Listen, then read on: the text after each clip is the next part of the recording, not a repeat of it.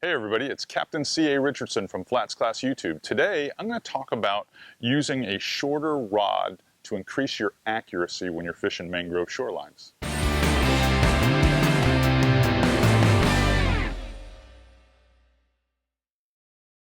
So when I talk about using a shorter rod length, this is what I'm talking about. When you're fishing close quarter casts and you're trying to make accurate casts into the pockets in the mangroves or around oyster bars, the 7.5-foot spinning rod that you typically might be using on an open flat or in zones where you're trying to make long casts is not going to be the right tool. Cut down the length of the rod to a 6.5 to 7-foot rod.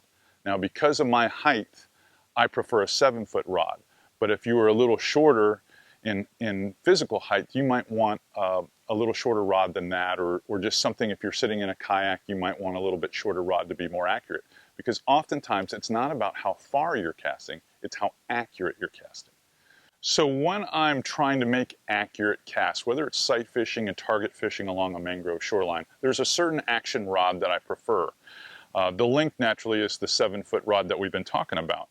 But a medium action, especially when you're throwing lighter soft plastics into the tree line or to fish themselves, is actually the perfect action because you can make that really smooth stroke. That medium heavy sometimes makes you have to cast a little harder and the bait lands a lot harder. But by using a medium action and having a medium fast or a moderately fast tip, where most of the deflection in the rod's in that upper third of the rod, it really makes for a lot of smooth casting. I hope this little casting tip helps you put more fish in your boat. Captain C.A. Richardson signing off from Flatsclass YouTube.